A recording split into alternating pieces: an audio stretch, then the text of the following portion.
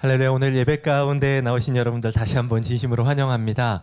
현재 담임 목사님께서는요, 컴패션 서정인 목사님과 또 우리 박형은 목사님과 더불어서 다음 주 토요일까지 영국에서 열리는 알파 리더십 모임에 하고 계십니다. 그래서 다음 주 저희 추수감사절 예배 때 다시 강단으로 돌아와서 말씀 전해 주실 텐데요. 그 일정 가운데 하나님께서 이끄시는 그런 놀라운 일들이 일어날 수 있기를 여러분 함께 기억하고 기도해 주시면 감사하겠습니다. 오늘 우리가 함께 보실 말씀은 에베소서 2장 8절로 9절의 말씀입니다. 에베소서 2장 8절로 9절의 말씀, 우리 같이 한번 봉독해 보실까요? 자, 시작. 여러분은 하나님의 은혜 안에서 믿음으로 구원을 받았습니다. 여러분 스스로는 자신을 구원할 수 없습니다. 구원은 하나님의 선물입니다. 또한 착한 행동으로 구원받은 것이 아니므로 아무도 자랑할 수 없습니다. 아멘. 제가 기도하고 시작하도록 하겠습니다. 아버지 하나님, 하나님께서 우리 한 주 동안의 삶을 붙드시고 인도하여 주셔서 아버지 이렇게 예배 가운데 나왔습니다. 말씀 읽을 때 성령께서 충만히 임재하여 주시고 온라인 오프라인 모든 곳에서 또 멀리서 또 귀한 사역 가운데 계시는 우리 담임 목사님 그 자리 가운데 성령께서 충만히 임재하여 주셔서 말씀으로 하나 되는 오늘 하루가 될 수 있도록, 이 예배 시간 될 수 있도록 주님 도와주시옵소서. 감사함의 모든 말씀 예수님의 이름으로 기도합니다. 아멘. 우리가 계속해서 복음에 대한 이야기를 했습니다. 복음에 대해서 아무리 고민해도 모자람이 없는 것 같습니다. 로마서에서 바울은 복음에 대해서, 복음은 하나님의 구원을 주시는 그런 능력이다라고 그렇게까지 이야기했습니다. 그래서 사실 우리가 복음에 대해서 그 복음이 무엇인지를 끊임없이 고민하는 것은 우리 평생에 하나님 앞에 가는 그날까지 계속 우리의 삶 가운데 일어나야 하는 일 같습니다. 분명히 복음은 구원을 주시는 하나님의 능력이 됨이라 라는 그 말씀에 따라서 볼 때 복음은 능력이 있습니다. 생동감이 있고 힘이 있고요. 다이내믹하고 그 복음이라는 것 자체가 우리를 뭔가 바꾸고 일할 수 있도록 그 만드는 것이 복음입니다. 그런데 사실 우리가 복음을 안다고 하면서 저도 이번에 말씀 가운데 이제 담임 목사님께서 메시지 가운데 이 복음이라는 것에 대해서 많이 고민하면서 그런 생각이 문득 들었어요. 이 복음이 분명히 능력이고 힘이 있는데 과연 이것이 나한테 들어와서 어떠한 능력으로 작용하고 있는가, 이 부분에 대해서 좀 생각하게 되더라고요. 제가 최근에 개인적으로 좀 큰 일들을 겪으면서 하나님 앞에 기도를 했습니다. 기도를 하다가 사람이 이제 기도를 하다 보면, 절실한 상황 가운데 기도를 하다 보면 자신의 진심이 나오잖아요. 제 진심이 어떤 진심이 있었냐고 하면, 하나님, 제가 어렸을 때부터 하나님 앞에 헌신했고, 전 초등학교 때 목사 되겠다고 헌신했거든요. 어렸을 때부터 목사 되겠다고 헌신했고, 그렇게 학부도 신학교부터 해서 계속 목사로서의 삶을 살아왔는데, 하나님 이 정도면 저한테 뭔가 특별한 은혜를 주셔야 되는 거 아닙니까? 제 삶 가운데, 제 가정 가운데 뭔가 하나님의 특별한 그런 은혜와 기적, 이런 것들이 나타나야 되는 거 아닙니까? 제가 어느 순간 그렇게 기도하고 있더라고요. 여러분, 이런 기도 혹시 해보신 적이 있으십니까? 저와 같은, 하나님, 제가 이렇게 하나님을 잘 섬기고 있는데 뭔가 하나님께서 주시는 특별한 그 역사가 내 삶 가운데 일어나야 되지 않겠습니까? 하나님, 잘 한번 생각해 보세요. 이렇게 기도해 보신 적 없으십니까? 저는 그렇게 기도하게 되더라고요. 그러면서 이제 조금 정신을 차리고 저의 기도를 이렇게 생각해 보니까 결국에는 하나님, 내가 한 것을 좀 봐서 하나님 나에게 은혜를 베풀어 주십시오. 그 당시에는 그 기도가 상당히 당연한 것이라고 생각했어요. 솔직한 기도라고 생각했어요. 그런데 저의 아주 마음속 깊은 곳에는 하나님, 제가 한 게 있으니까 하나님 이것에 대해서 좀 응답해 주십시오. 봐서 뭔가 저한테 복을 주십시오. 이런 기도를 제가 하고 있는 것을 보았습니다. 참 오랫동안 신앙생활을 했고 성경에 대해서 많이 배웠고 또 복음에 대해서 잘 안다라고 자신하고 있었는데 제 마음 가운데는 아직까지 그런 마음이 있더라고요. 참 죽어지지 않는 그런 마음인 것 같아요. 지난주에 담임 목사님, 우리가 복음에서 먼 이유가 무엇인가, 자기 안에 있는 우상, 지워지지 않는 그 우상 때문에 복음이 들어와도 그 복음과는 별개로 자꾸 자기 중심적으로 생각하는 그 태도 때문에 정작 예수 그리스도께서 우리에게 무엇을 하셨고 무엇을 말씀하셨는가를 생각하지 못한다. 그래서 복음이 희미해진다. 그 메시지가 좀 생각이 났었습니다. 사랑하는 성도 여러분, 우리가 복음에 대해서, 예수님께서 우리에게 하신 말씀에 대해서 생각하는 것은 사실 진짜 이 복음에 대해서 고민하는 것은 계속 되어져야 되는 것이 맞습니다.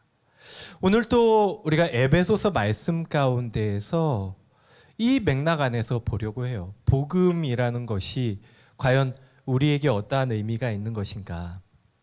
이 복음이라는 것이 단순히 나한테, 내 중심에서 그 복음을 바라보는 것이 아니라 하나님 편에 서서 거기에다가 무게를 두는 것이 무엇일까? 그렇게 이해하는 것이 무엇일까? 그 부분을 말씀을 통해서 깨닫게 되기를 소망합니다. 바울이 에베소 성도들에게 전하는 그 말씀 가운데 오늘 성령께서 우리 가운데 주시는 하나님의 음성이 들려지기를 소망합니다. 에베소서는요, 바울이 로마 감옥 안에 갇혀서 에베소 교회의 성도들에게 편지한 내용입니다.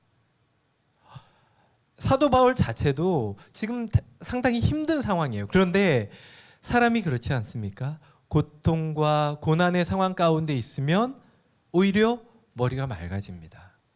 하나님 앞에서 자신과 하나님과의 관계 가운데 정말 중요한 것이 무엇인가를 다시 한번 생각해 보는 기회가 되는 것이죠. 그 상황 가운데 바울은 에베소 성도한테 편지를 쓰게 됩니다. 여러분, 에베소라는 곳이 물론 설교를 들으시면서 그곳이 어떠한 곳인지 좀 아시는 분들도 계실 거예요. 에베소 하면 가장 큰 특징이 터키 그 서부 쪽에, 지금으로 따지면 터키의 서부 쪽에 있는 곳인데, 내년에 이제 바이블 투어 튀르키예 가실 분들은 아마 방문하게 되실 것 같아요. 거기에 가면 그곳이 예전에는 교통과 상업의 중심지로 상당히 번성하고 문화적으로 그리고 정치 경제적으로 요충지로서 그 에베소가 존재했던 곳입니다. 그렇다 보니까 자연스럽게 사람들이 많이 모이고 돈이 많이 모이고 그러면서 그 가운데에서 풍요로움을 맛보는 곳이었습니다. 그리고 유명한 세계 7대 불가사의 중에 하나라는 그 아데미 신전, 그 아데미 신전이 있었던 곳이고, 그러다 보니까 종교, 영적인 그런 활동들, 그런 운동들도 활발하게 일어났던 곳입니다. 그곳이 바로 에베소였던 것이죠. 그런데 우리가 느끼다시피 물질적인 풍요로움을 맛보면 맛볼수록 영적인 가람은 더욱더 커지게 됩니다. 그 가운데에서도 그 풍요로운 삶을 살아가는 사람들 가운데에서 뭔가 영적으로 가람을 느끼는 이들이 있었고, 그들이 복음을 듣게 됩니다.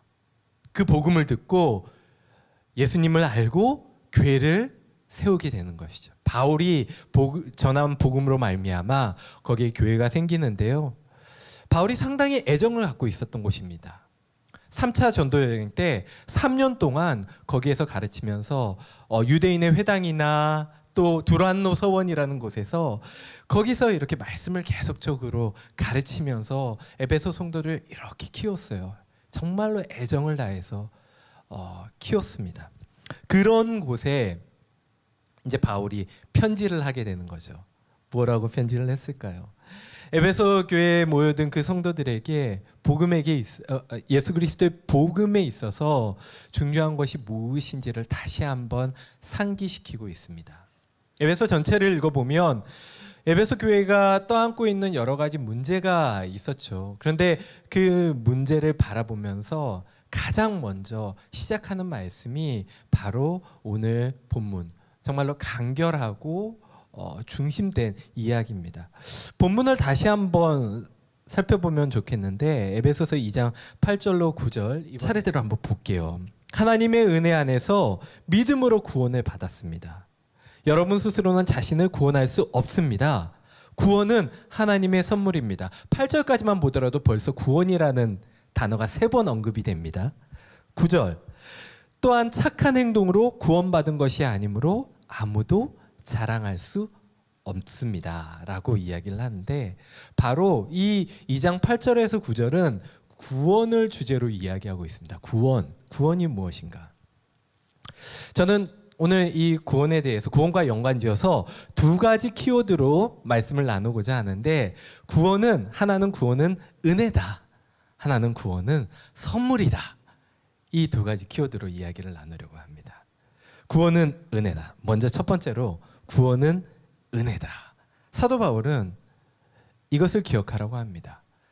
너희가 받은 그 구원이 하나님의 은혜다. 하나님의 은혜다. 우리는 아까도 제가 서두에 잠깐 말씀드렸듯이 무언가 내가 한 것에 대한 보상으로 어떤 내가 한 것에 대한 보상을 기대합니다. 그렇죠? 내가 이만큼 했으니까 나는 이것을 받을 자격이 있다. 이것이 세상의 순리인 것 같습니다. 당연한 생각입니다. 그런데 오늘 구원을 하나님의 은혜가 아니라 내가 믿음의 어떤 행동을 했기 때문에, 내가 무언가를 했기 때문에 받은 보상으로 여길 수 있다라는 거죠. 우리가 구원받은 이유는 어떠한 선한 행동이나 우리 안에 있는 어떠한 하나님 보시기에 좋은 것들이 있어서, 우리가 한 무언가가 하나님의 마음에 들었기 때문에 주신 것이 아니다라고 이야기합니다. 오히려 구원은 하나님의 선물이다. 율법을 이야기할 때 율법은 다 지켜야지만 하나님 앞에서 선하다라고 이야기를 들을 수 있는 그러한 덕목들입니다. 하나만 어겨도 율법을 다 어긴 것이다 라고 성경은 이야기하고 있죠. 그렇기 때문에 인간은 선한 행동으로 하나님 앞에 가기 힘듭니다. 하나님께 구원받기 힘듭니다. 그런데 성경은 분명히 이 부분에 대해서 말씀하고 계신 것, 바로 구원은 그러한 선한 행동이 아니라 은혜다라고 이야기를 합니다. 그렇다면 이 은혜라는 것이 무엇인가? 하나님께서 주신 것 조금 더 들어가서 한번 생각을 해보도록 하겠습니다. 그 좋은 예가 있어서 제가 인용을 좀 하려고 하는데요. 존 스토트라는, 아마 이름을 들어보신 적이 있으실 거예요. 영국 성공의 유명한 그 복음주의 신학자가 있습니다. 그가 쓴 책 중에서 나는 왜 그리스도인이 되었는가 라는 책이 있습니다. 여러분 나중에 기회가 되시면 한번 읽어보시면 재밌게 읽으실 수 있는 그런 책입니다. 나는 왜 그리스도인이 되었는가. 이 책의 맨 첫 장의 제목은 천국의 사냥개입니다. 천국의 사냥개. 존 스토트가 자신이 그리스도인이 된 이유를 밝힌 그 이야기의 맨 첫 번째가 바로 천국의 사냥개인데, 거기에 이런 글이 있습니다. 제가 한번 읽어보겠습니다. 제가 그리스도인이 된 이유는 궁극적으로 제 부모나 스승의 영향도 아니고 그리스도에 대한 저 자신의 결단 때문인 것도 아니며 바로 천국의 사냥개 때문입니다. 즉 제가 원하는 길로 가고자 도망할 때조차도 끈질기게 저를 쫓아오신 예수 그리스도 그분 때문인 것입니다. 존 스토트가 그런 얘기를 한 거예요.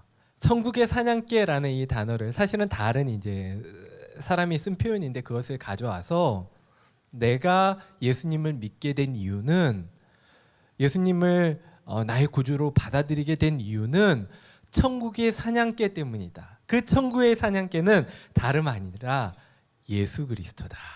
이렇게 이야기하고 있는 거예요. 그래서 그 글과 가운데 그렇게 써요. 아, 예수님을 개에 비유하는 게 좀 거시기하기는 한데 그래도 이만큼 딱 맞는 그런 표현이 없는 것 같다. 그렇게 하면서 글을 쓰는 장면이 나오거든요. 그렇습니다. 여러분 사냥개를 보신 적이 있습니까? 저는 사냥개를 본 적은 없지만 양치기 개를 본 적은 있습니다. 실제적으로 양치기 개가 어떻게 양들을 몰고 어떻게 그 양들을 이렇게 리드하는지를 본 적이 있어요. 정말 그 광경이 놀라워요. 그 큰 양 무리를 여기저기를 뛰어다니면서 한 마리도 놓치지 않고 몰아가는 것을 본 적이 있어요. 양치기 개가 이 정도 수준인데 사냥을 하는 사냥개는 그 목표를 결코 놓치지 않겠죠. 얼마나 강력한 힘과 빠른 속도와 집중력으로 그것을 쫓아가겠습니까? 바로 예수님께서 이렇게 성도들을 나를 이렇게 쫓아오고 계시다. 그리스도인으로 만들기 위해서 이렇게 추적하고 계시다. 이 이야기를 하고 있는 겁니다. 여러분, 은혜라는 것은 이렇습니다. 나 자신을 한번 가만히 생각해 보면 여러분 자신을 한번 가만히 생각해 보십시오. 내가 과연 그리스도인이 될 만한 그런 성정을 갖추고 있는가? 우리는 예수님께서 쫓아오시지 않으면 우리를 그렇게 끈질기게 추적하지 않으시면 우리는 결코 그리스도인이 될 수 없는 존재들입니다. 예수님께서 우리를 쫓아오셨기 때문에 예수님께서 우리를 놓치지 않으셨기 때문에 우리는 그리스도인이 될 수 있는 것입니다. 이것은 결코 나의 공로 때문에 나 때문에 이루어진 일이 아니라 오직 예수님 때문에. 그래서 이것을 은혜라고 부를 수 있습니다. 은혜는 예수님께서 우리를 쫓아오셨다라는 것, 우리를 끝까지 추적하셨다라는 것, 이것이 바로 은혜입니다. 이 은혜에서 끝나지 않습니다. 그 은혜로부터 파생된 사랑은 어떠한가?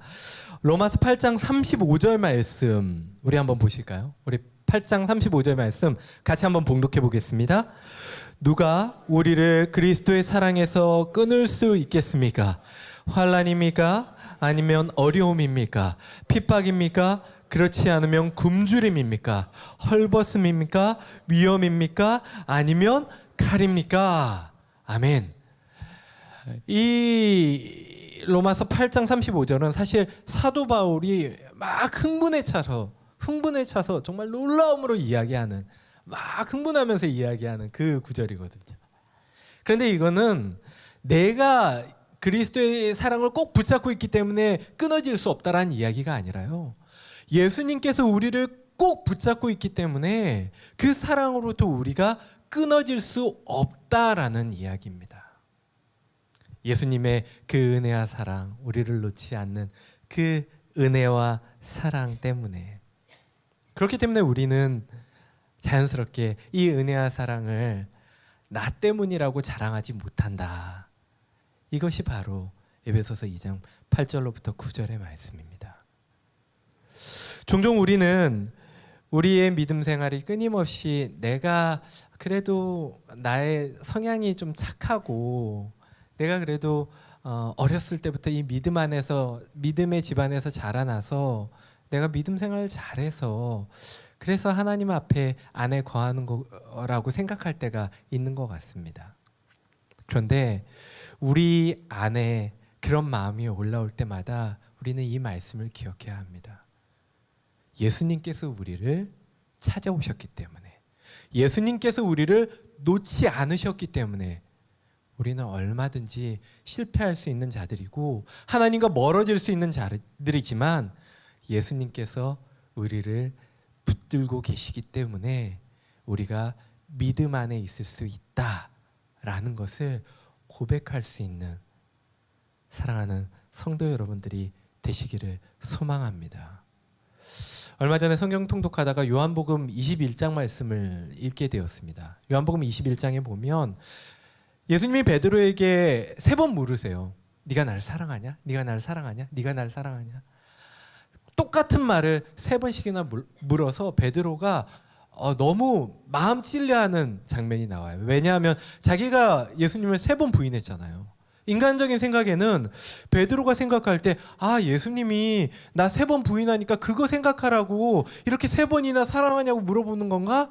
라고 얼마든지 생각할 수 있잖아요. 사실은 하나님의 이 예수님의 사랑과 은혜의 측면에서 바라보면 그 3번의 물음은 예수님께서 결코 난 너를 포기하지 않을 거야. 난 너를 끝까지 사랑할 거야. 네가 그 사랑을 믿니? 그 마음으로 받아들이고 있니? 라는 그 표현임을 우리는 성경 가운데 그 말씀 가운데 깨달을 수 있습니다. 사랑하는 성도 여러분, 기억하십시오. 예수님이 우리를 찾아오셨습니다. 그리고 예수님은 단 한 번도 우리를 놓지 않으셨습니다. 바로 이것이 바로 그리스도의 사랑과 은혜입니다. 우리 옆에 있는 분 손 한번 꽉 이렇게 잡으시면서 그렇게 얘기하셨으면 좋겠어요. 예수님이 당신을 놓지 않으세요.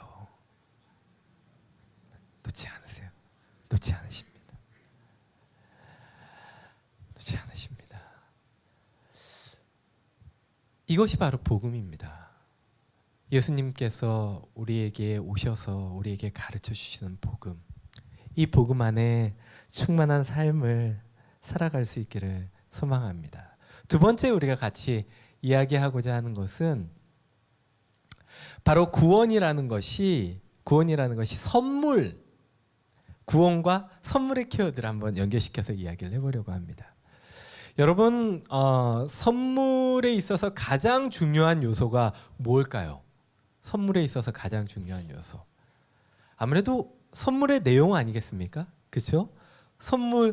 선물의 내용이 아무리 자기가 좋은 선물을 한다 하더라도 그 자기 입장에서 이렇게 좋은 게 그 선물이 진짜 좋은 선물이 될 수는 없잖아요. 분명히 그 선물의 내용이 정말 중요합니다. 근데 저는 이제 이 구원의 선물이라는 이야기를 하면서 이미 그 내용물은 정말로 이 세상에서 어떤 것과 비교할 수 없는 최고의 선물이라는 것을 알고, 그렇다면 그 다음으로 선물에 있어서 중요한 요소가 있다면 무엇일까요?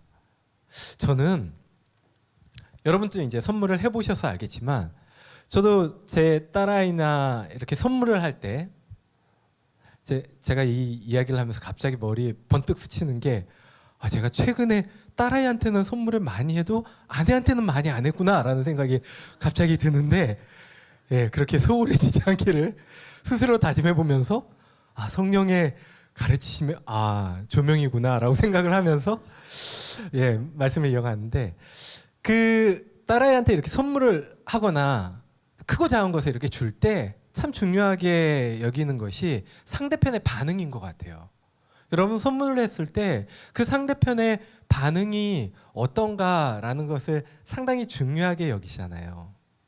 오늘 제가 하고 싶은 이야기가 그겁니다. 우리가 예수 그리스도를 통하여서 그 구원이라는 선물을 받았는데 그 선물을 받는 우리의 반응은 어떤가? 응당한 반응이 있어야 되는데 혹 우리는 그 구원이라는 정말로 최고의 선물을 받았는데 그 선물에 대한 반응이 과연 우리는 어떤가? 예를 한번 볼까요? 그 누가복음 7장 44절로부터 47절의 말씀인데요. 제가 한번 봉독을 해보겠습니다. 예수님께서 그 여자를 돌아보시며 시몬에게 말씀하셨습니다. 이 여인이 보이느냐?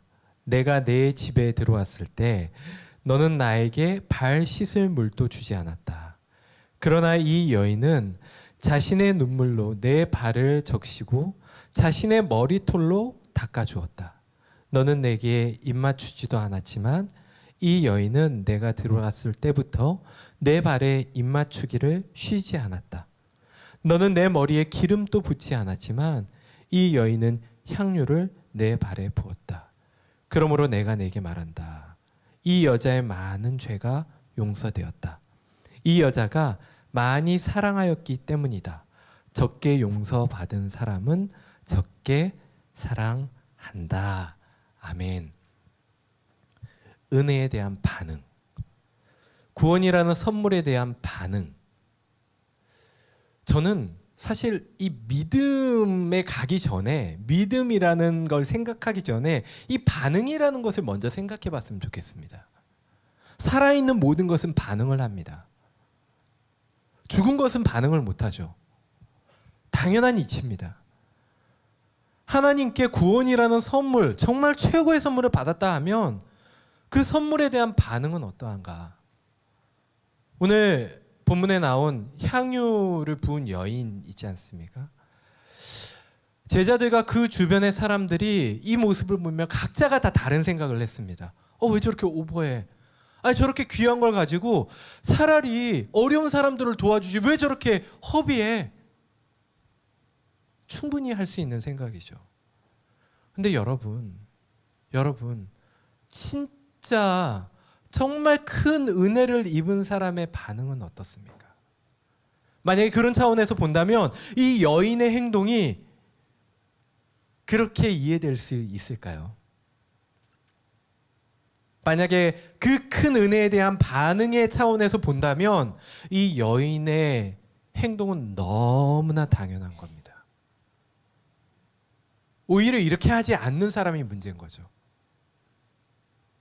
여러분, 우리가 구원이라는 정말 큰 선물을 받지 않았습니까? 그 은혜를 누리지 않았습니까? 그렇다면 거기에 따른 마음의 반응이 일어나야 하는 것이 당연한 일 아닙니까? 향유를 붓고 거기에 그 은혜가 너무 감사해서 눈물을 뚝뚝 흘리니까 깜짝 놀라서 그 눈물을 머리카락으로 닦습니다. 그러한 반응, 어쩌면 너무나 당연한 반응 아닐까요? 여러분, 성경은 우리에게 분명히 이 부분에 대해서 말씀하고 있습니다. 큰 은혜를 받았다면 반응하는 것은 당연한 것이다. 신학자 존 바클레이라는 신학자가 있는데요. 그가 쓴 바울과 은혜의 능력이라는 그 책이 있는데 그 부분에 보면 약간 기우뚱하게 하는 그런 표현이 있어요. 현대인들은 예수 그리스도의 사랑을 예수 그리스도의 은혜를, 하나님의 은혜를 무조건적인 사랑으로 오해한다. 은혜를 받는 사람의 자격이나 가치와 관계없이 하나님께서 모든 이에게 동일하게 주시는 선물로 이해한다. 바울이 이야기하는 은혜가 조건 없는 것이 아니라 분명히 하나님께서 그 은혜를 받는 성도들에게 기대하시는 반응이 있다. 그래서 그는 책에서 은혜를 변화시키는 힘이라고 표현을 합니다. 변화시키는 힘. 받고 아무 일도 일어나는 것이 아니라 그 은혜를 받은 자로서 반응하게 하는 그 무언가. 여러분, 만약에 우리가 한번 그렇게 냉정하게 생각해 봐야 할 것 같아요. 내가 정말 하나님의 은혜를 받았다. 그 큰 은혜를 내가 받았다 하면 과연 거기에 합당한 반응이 일어났나? 내 마음 가운데는 어떠한 울림이 있나? 어떠한 변화가 있나? 만약에 그렇지 않는다면 과연 나는 하나님의 은혜를 제대로 받은 것이 맞나? 한 번쯤은 우리가 생각해 보아야 할 문제입니다. 고린도후서 5장 17절에 보면 그렇게 기록되어 있죠. 그런즉 누구든지 그리스도 안에 있으면 새로운 피조물이라. 이전 것은 지나갔으니 보라 새 것이 되었도다.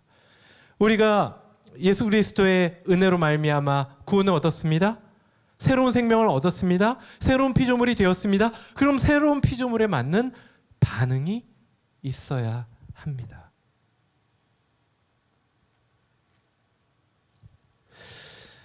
사도 바울이 이 이야기를 에베소 교회에 했을 때 에베소 교회에는 여러 가지 문제들이 있었지만 그들은 이방인들과 유대계 그리스도인들 그리고 여러 가지 배경을 가진 사람들이 한데 모여서 교회가 된 곳입니다. 어쩌면 우리가 감히 상상할 수 없는 그런 다양성을 지닌 교회예요. 근데 그 교회 가운데 이런 이야기를 하는 겁니다. 너희가 구원을 하나님의 은혜로 받았고 선물로 받았지 너희가 내가 이래서 받았노라라고 그렇게 자랑할 만한 것이 못 된다. 누군가가 그렇게 자랑하면서 반응을 했던 것 같아요. 그 은혜에 대한 반응을 자랑으로 나타냈던 것 같아요. 그러니까 사도 바울이 이야기합니다. 아니다. 그게 아니다. 너희와 더불어서 먼저 온 자들이나 나중에 들어온 자들이나 유대인들이나 이방인들이나 모두 하나님 앞에서는 하나다. 하나다. 하나님의 은혜 가운데 하나다. 그러므로 너희가 자랑하지 말라. 여러분, 저는 우리가 그리스도의 그 복음에 대해서 깊이 고민하고 그 은혜를 내 마음속에 깊이 받는다면 우리가 그 복음에 대한 반응을 할 수 있기를 원하고 특별히 공동체 안에서 그 말씀대로 반응할 수 있는 우리 사랑하는 성도 여러분들이 되셨으면 좋겠습니다. 성령께서 우리 마음 가운데 그렇게 역사하시기를 원합니다. 과연 우리가 그 복음의 은혜를 누린 자로서 바르게 반응하는 것이 어떠한 것일까? 특별히 내게 주신 형제 자매들 가운데 우리 순원들 가운데 어떻게 반응하는 것이 좋을까? 과연 무엇이 복음에 합당한 반응일까? 그 은혜에 합당한 반응일까? 그리스도의 사랑에 합당한 반응일까? 말씀 가운데 고민할 수 있었으면 좋겠습니다. 오늘 말씀을 정리하겠습니다. 사도 바울은 에베소 말씀을 통해서요, 분명히 우리에게 가르쳐주는 명확한 것이 있습니다. 구원이라는 이 엄청난 큰 선물이 하나님께서 주신 것이다. 예수님이 너희를 끝까지 붙들고 놓지 않으시는 그 사랑과 은혜로 말미암아 구원을 이루어 주신 것이다. 그러니까 감사하라. 그게 얼마나 큰지를 날마다 생각하라. 그러면서 동시에 그것이 결코 너희의 어떠함이 아니라 하나님께서 너희에게 주신 선물을 인 줄 깨닫고 그것을 나를 자랑할 것이 아니라 그 반응으로 나를 자랑할 것이 아니라 그 하나님을 자랑하면서 그 받은 은혜에 대한 그 사랑을 내 형제와 자매들에게 포용함으로 그렇게 반응할 수 있도록 해라. 사도 바울은 아마도 에베소 성도들에게 그렇게 하나됨에 대해서, 그래서 뒤쪽에 가면 계속 하나됨에 대한 이야기가 나오지 않습니까? 그 은혜를 생각하면서 그 구원에 놀라우신 하나님의 은혜와 사랑을 생각하면서 하나 되라. 바르게 반응해라. 그리고 그 다음에 정말로 행함이 있는 믿음으로 이렇게 만들어지는 그러한 것을 바라보면서 사도 바울이 에베소 성도들에게 권면했던 것 같습니다.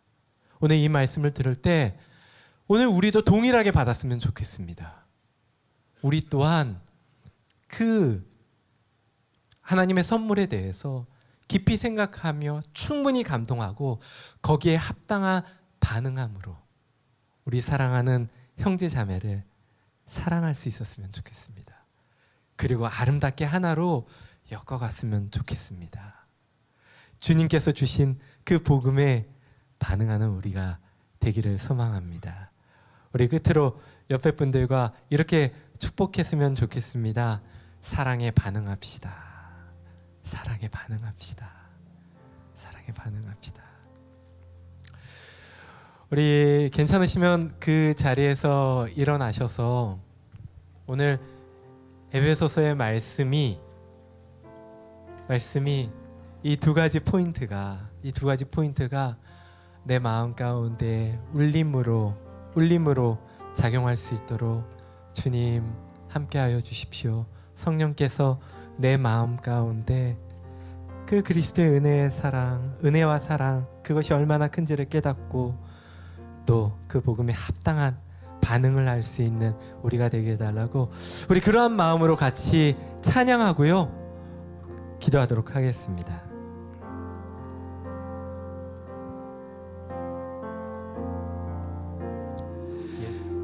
아버지 하나님께서 우리에게 주신 귀한 그 복음의 말씀을 다시 한번 우리가 마음으로 받아 누리기를 원합니다.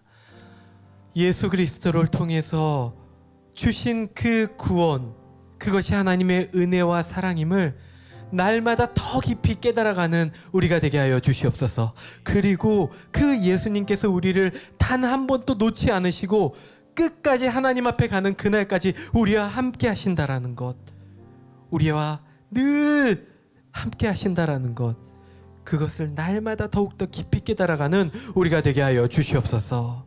그리고 그 은혜와 사랑에 그에 합당한 반응으로서 또한 하나님 앞에 나아가는 우리가 되게 하여 주시고, 우리 형제 자매들에게 내가 받은 그 은혜와 사랑에 합당한 반응으로 나아가는 우리 모두가 될 수 있도록, 그렇게 공동체를 만들어가고 그렇게 하나님의 나라를 만들어갈 수 있는 우리가 될 수 있도록 주님 축복하여 주시고 함께하여 주시옵소서.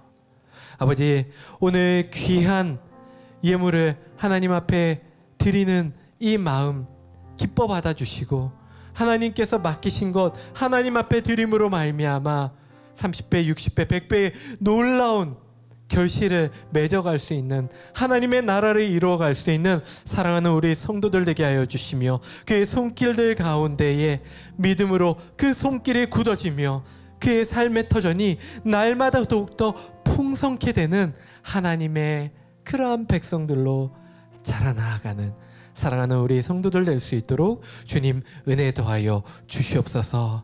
다음 주에 수능을 맞이하는 우리 사랑하는 우리 자녀들 가운데 주님 함께하여 주시고, 입시로 말미암아 힘들어하는 우리 자녀들 가운데 믿음을 더하여 주시고 힘을 더하여 주시고 주님 지혜를 더하여 주시며 능력을 더하여 주셔서 그들이 이 땅 가운데 하나님의 자녀로서 아버지 이 시험을 넉넉히 이길 수 있도록, 감당할 수 있도록 주님 축복하여 주시옵소서.